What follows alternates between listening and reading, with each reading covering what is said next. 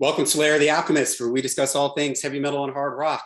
On today's episode, I have a special guest with me, Martin Popoff, and we are going to be going through the 70s era Judas Priest albums and listing our favorite and least favorite song from each album. Martin's been here at the Lair a whole bunch of times. We just had him here talking about his awesome Judas Priest, a visual biography. I will be leaving links in the description down below for Martin's website, where you can get this book and all his other books. If you haven't seen this video on this book already, check it out. It's awesome. Martin goes through, tells us all about it, and we take a look inside at a fantastic book. But we're here to have some fun today, and we are going to be doing our favorite, least favorite from the 70s era Judas Priest albums. So the albums in play are Rock-a-Rolla, Sad Wings, Sin After Sin, Stained Class, The Killing Machine, or Hellbent for Leather. All right, Martin, thanks for joining me here again. All right. You ready? Cool. Yes, absolutely. All right, you're the guest. You get to start. So we're on Rock-a-Rolla. What's your favorite and least favorite song from Rock-a-Rolla? Well, I think I'm going to go with the title track, definitely for favorite song. I really like that it's kind of like a little bit of a Diablos in Musica tritone sort of riff to it, but it's also like a accessible hard rock hair metal song. It's like a little bit stadium rocky. It's the warmest of the heavy songs on the album. It's straightforward. It's not one of these long weird things. And I think it's a perfectly charming verse and charming chorus and all that, perfectly fine. And then I think for least favorites, I'm going to go with Caviar and Meths, which is notoriously the 2-minute version of the 13-minute song written by Al Atkins or whatever that got shortened down to 2 minutes somehow. I don't know how, but it's just kind of like a little mellow thing on it. So there you go. All right, it should be noted for everybody, me and Martin are huge Judas Priest fans. When we say our least favorite, that doesn't necessarily mean we hate it, but it's just our least favorite on the record. So don't get upset if our least favorite song is your favorite song. It's, we love these albums, some things we like more than others. But okay, so for me, Rock-a-Rolla, my favorite song is Never Satisfied. I love that groove in it. It's got sort of a nasty like rhythm to it when it's sort of chugging along. I like Halford's vocal delivery in it. It just has this sort of sits in the pocket really nicely. And I just love that main groove. My least favorite, I'm going with you, Caviar and Meths. It's just it's just a forgettable, it doesn't go anywhere. I mean, maybe it would have been more interesting if they left the extended version. And I don't think 14 minutes maybe would have been too much, but it just doesn't go anywhere. And sadly, I was thinking of this, that Judas Priest, Iron Maiden had a lot of cool instrumentals. You think of Ides of March and last Big Ora, they had some cool instrumentals. For some reason, Priest never quite did that, and this just misses the mark. It's just forgettable. They at 2 minutes, why the heck did they even just put it on there? They just should have left it off the record. But all right, we're on Sad Wings of Destiny. What's your favorite and least favorite on Sad Wings, Martin? Well, I'm going to go a little bit with the theme of Rock-a-Rolla on this and pick the song that I feel like is the band's Spirit of Radio on here, or Tom Sawyer, like the sensible sort of well-written, shorter tune where everything kind of makes sense. So I'm going to go with The Ripper. I think The Ripper has a lot of really cool bells and whistles in it. The twin lead, the vocal thing, the riff going without any drums and bass on it at times, like the speeds in it. I think everything just comes together in a really cool short song, flashy song. And it's a little bit why Hellbent for Leather is my favorite album of theirs. I think it's one where it's kind of like just everything is economical in it, and that's what I love about it. And it's a super heavy one. In terms of least favorite, I'm gonna go with I'll go with Dreamer Deceiver. It's either going to be Dreamer Deceiver or Epitaph, isn't it? The mellow ones on here. So basically the ones without drums and bass and all that kind of thing. But I'll go with I'll I'll call an audible here and go with Epitaph, I think. You know, a little bit of the old Black Sabbath changes to that one, right? So yeah, you know, because everything else, everything heavy on it is just so amazingly superlative. There you go. Yeah. Okay. So my favorite, I went with Victim of Changes, and I almost didn't go with it because I was a little bit like, you know, I've kind of heard this one maybe a little too much, but it's just such a great song. It has all this sort of, you know, Rob Halford really coming into his own with his voice on this. Not that he doesn't sound good on Rock-a-Rolla, but you're getting these really high things that he does so well. The metal thing, the intro to it is iconic. I love the middle section where it gets all kind of trippy, and the way the song builds and everything. So, and it's a song that they still play live to this day. And even though sometimes maybe I'm a little tired of hearing it, when they play it live in concert, it's always put your fist in the air. It's always a fun song. So Victim of Changes for me is my favorite. My least favorite so far, we're lined up here with our least favorites. Epitaph. Rob's voice, he's singing in this like tone or something to his voice. It just sounds so strange. It reminds me a little bit of like the way my first reaction when I got the first Black Sabbath record. I remember thinking like, wow, Ozzy's voice sounds like different here. Well, Rob does this a little bit on the first couple Priest records, where he has this baritone voice that he sings in, and just the whole feel of the song is just so strange. It sounds like a Broadway song. I expect to see Rob, like, you know, with his arm on a piano, you know, singing this, you know, on a Broadway show or something. It's just really weird. And it's not that I don't like the Priest ballads from this era, like Last Rose of Summer and stuff like that. I actually do. And I actually like Dreamer Deceiver, but there's just something about this one that is just so weird. And it goes into almost like Queen-like territory when he starts going into his falsetto, you know, like a Freddie Mercury type of thing. And I mean, I don't hate the song, but it just doesn't, I don't know, it just always feels strange to me whenever I hear it. So that's my least favorite from Sad Wings of Destiny.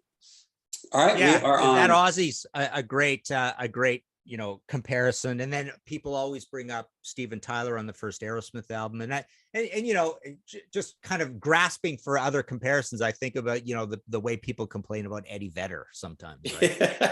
Yeah, the Queen thing is perfect, and with the falsetto and everything, for sure. Yeah, and it's kind of like, you know, on these first two Priest records, they're still searching for their sound, and they haven't quite decided. Like if Epitaph had been a #1 hit all over the world, you know, maybe they would have gone and been like this kind of piano lounge type of, maybe they would have gone in that direction. Yeah, you know, they're sort of searching around, and you hear them like a Victim of Changes. You hear what the future Priest will be, and the Ripper, you hear that, and a bunch of the other songs on Sad Wings. You know, they're getting really, really close to, you know, the really focusing in on finding the Judas Priest sound. Yeah.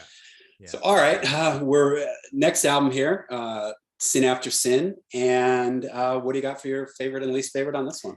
Well, I'm going to go with Dissident Aggressor again. I do like the idea that it's actually not super, super long, but they cram in so many action points and events in it.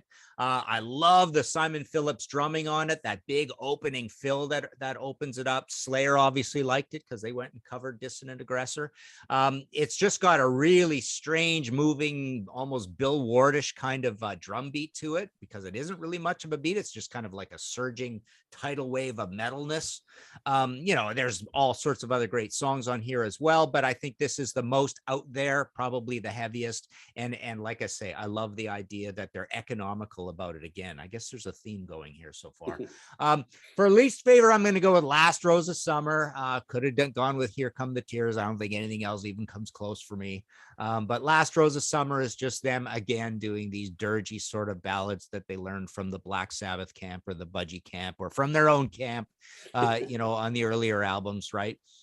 Just kind of pointless. I don't know why it's there. I don't think it needs to be there. They could have just gone all metal all the time. So there you go. All right. For me, my favorite is what you said too, Dissident Aggressor. The way that song fades in, that high scream from Halford, to me, Dissonant Aggressor for me is like a touchstone in the evolution of heavy metal. It is like, it's pound for pound, it's lean, it's mean, it's so heavy, it's got that tone to it. Like you said, there isn't really a beat to it, but it has this sort of menacing monster crawling from the bottom of the ocean, rising vibe to it. And Halford's vocals, it just, the whole overall tone to it is just, it's such a mean metal song. And to come out at this point in time, when you look at what else was going on in the history of metal, for me, this is like a real, put a star next to this one. This is like metal just shifted, a little bit with this song, and to the more, heavier side. We've inched one step closer to the 80s in this sort of pure liquefied metal that Priest would be arriving at. They're in their chamber, putting potions together, seeing what works and what doesn't work, and then they get just the right combination. The mad scientists and Dissonant Aggressor comes bubbling out. I just love it. It's just such an awesome, cool heavy song. Yeah. All right, my least favorite, and this is I'm going to get some static for this. Now, let me just say that Sin After Sin and Stained Glass and Sad Wings Destiny are pretty much 10 out of 10 records for me, or 9 out of 10s. I adore these records. So, all right, before you people go and just dive on your keyboard to come at me for my least favorite on this, I've never been a fan of Starbreaker. I don't know why. It's a little too straight ahead rock. Yeah. I find it a little, there's like hand claps in it and everything, the way the chorus sort of is. It's not that I hate the song, but it's a little too standard rock. And when you got, monsters like Dissonant Aggressor on here and some of the other stuff on here, just Starbreaker just kind of seems just a little quaint or something compared to somebody else. And I know I can understand Last Rose of Summer.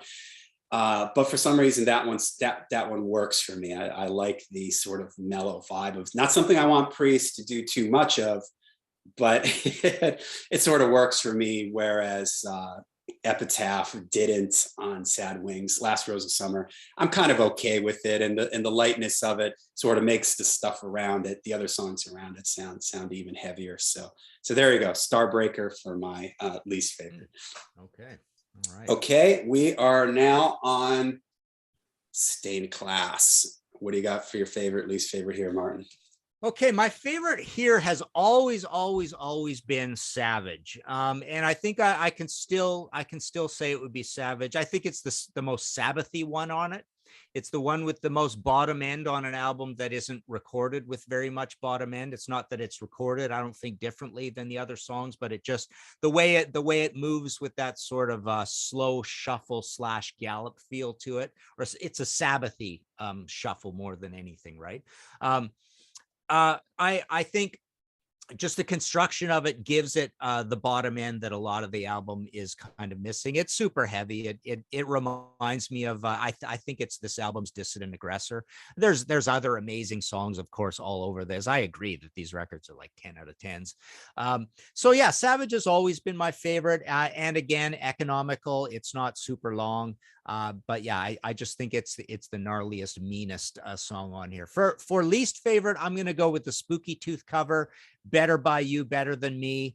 I don't think it's a particularly great song to cover. I think that riff is a little dated and a little pedestrian. It reminds me a little bit of getting into that Nazareth zone of sort of general rock and roll, and then Nazareth, of course, does a lot of covers. It almost feels like a forced cover, like it didn't really need to be there in a big way. I don't think they did a lot with it, although they did turn it into a heavy metal song. It does have a heavy chorus, but the fact that these guys are such amazing writers, I just don't want to see them doing covers at this hallowed, experimental, completely unearthly and immortal sort of vibe that the band had at this time. I've always said that and trying to drive this point home, I don't know how many people get it, but I mean, I basically think Judas Priest and Queen are the two bands that ever operated on this objective, not subjective, but objective level of genius. in almost all of rock, but especially in heavy metal, or hard rock. I think there's no one else that comes close to what these two bands were doing across their records in the 70s. So I don't want to see them doing covers. So that's my least favorite. Better by You, Better Than Me. All right, for me, my favorite is, and man, this is tough because Stained Class is just one of my all-time favorite records, a rock solid 10 out of 10. So this was hard to pick, but I went with Beyond the Realms of Death. I love epic stuff. I say this all the time on the channel. If there's a couple things that get me going, that tug at my heartstrings whenever I hear them. Give me a tolling bell, give me like a plucked acoustic guitar thing, give me a choir somewhere, and I'm all in. So the intro here with that sort of plucked thing, it's so epic. Halford's delivery is otherworldly. I wish the album had ended with this song. I think it would have been a better ending than Hero's End. It's just epic, super well written. I love the guitar solo in it. Just a fantastic song for me. All right, and my least favorite too is the Spooky Tooth cover. I am not a big fan of bands doing cover songs. I tend to give Priest a pass because Priest approaches their covers with the right mindset, where they take it and really try to twist it around and make it their own. Green Manalishi, if you've ever heard the Fleetwood Mac version of it, Priest really takes it and turns it into something else. They would, of course, sometimes completely missed the mark with this concept in the 80s when they started doing stuff like Johnny Be Good, but Diamonds in Rust, Green Manalishi, the way they did those. But here, and again, it's not that I don't like the song. It is cool, but I just would have rather have heard them do a Priest, do another Priest original there. So Spooky Tooth, Better By You, Better Than Me is also my pick for my least favorite. All right, here we go, Martin. We're really putting you on the spot with this one. This is your favorite Priest album. I know that. Yeah, Hellbent for Leather, Killing Machines. So I'm curious to hear what your least favorite is going to be on this one. So give us your favorite, give us your least favorite. Before we get there, just a thought on Better By You, Better Than Me. That really would have sounded like a song that would have fit on Point of Entry kind of nicely, right? Yeah. It's got that pre-chorus that's quite melodic. It's got the earthy verse, the melodic pre-chorus, and then you're back into, I guess the chorus is basically the verse riff again, right? Yeah. Kind of thing, right? Yeah, kind of interesting. But all right, so this record here, definitely my favorite Priest album. I guess for most favorite, I'm gonna go with Running Wild, actually. It's close to a tie with all of that. You know what? I'm gonna go a little bit out on a limb and go with Burning Up. Burning Up is the one that people often deride as kind of a little bit funky. But I think it's a great chord sequence. It's a great story. It's a great kind of Rob Halford vocal persona that he puts on with that one. I love that it's the first song on side 2.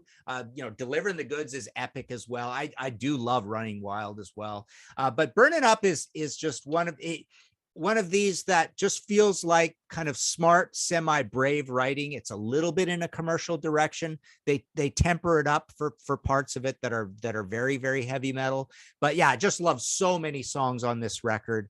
I like the way that it's a cusp record. It's that record that's a little bit on its way to British Steel, and the recordings kind of better than all of them that came before. Oddly, I think Sad Wings probably has the second best recording of all of these 70s albums. I think for least favorite isn't going to be much of a surprise. It's Before the Dawn. I could almost go with Evening Star, which is this album's Never Before from Machine Head, right? It's the same kind of song. It's the slightly underwritten one that's kind of a compromise. Is it heavy? Is it soft? Is it melodic or whatever? But no, the ballad, just don't need ballads from Priest at any point. I really don't care for any of the ballads. Don't need them at all. So Before the Dawn doesn't do much for me. I mean, I do like that it's kind of minstrelly and renaissancey and Black Sabbathy. I mean, I when they do these kinds of songs, I want them to be dark and depressing dirges, and it's a little bit like that, that's for sure, which is kind of cool. But yeah, definitely Before the Dawn. Okay. All right. My favorite, I had to go with Hellbent for Leather. I mean, this is one of those songs that makes me proud to be a metalhead. It's one of those songs that when you're at a concert and they're playing music over the PA system and this comes on, everybody sings along with it. It's a metal anthem, you know, for the ages. It's up there with For Those About to Rock, or when you hear War Pigs come on the PA system before the show, or Iron Maiden's Aces High. It's just one of these songs that, you know, when that chorus kicks in, it's kind of like, oh man, this is what metal's all about. You know, the fist in the air, that riff in the chorus is just great. It's just such a driving song, and it sort of embodies for me too, like where Priest is at this point. They're transitioned into the leather and studs, and just this song just sort of fits into that whole thing, the motorcycle and all that. It's just sort of this new Priest with the image and everything and where they're going and everything. I love it. Okay, I'm glad that you picked Burning Up as your favorite song because that's my least favorite song on the record. So it was good to hear your side of the story. For me, you said it, the funky groove, man. I just like, disco, you don't need, even, right? People have called it disco before. yeah, you don't need Priest doing ballads. I don't need Priest getting funky on me. It just doesn't work. And Halford's delivery in it just feels bizarre to me. I could have gone with Evening Star. I almost went with that one, but the chorus of the song, it's so catchy in that song, you know. And just for me, Burning Up, I just can't get past that, the feel and the groove of that one. So okay, there you go. There's song, Martin right? and I. We went to the 70s era Judas Priest records. We gave you our favorites and our least favorites from those albums. Let us know in the description down below what are your favorite and least favorite songs from these records. Martin, thank you again for joining me here at The Lair. And make sure you check out Martin's new book, Judas Priest, a visual biography. Links in the description down below. Awesome heavy-duty Judas Priest book here. And until we see you again, make sure you stay heavy, stay metal.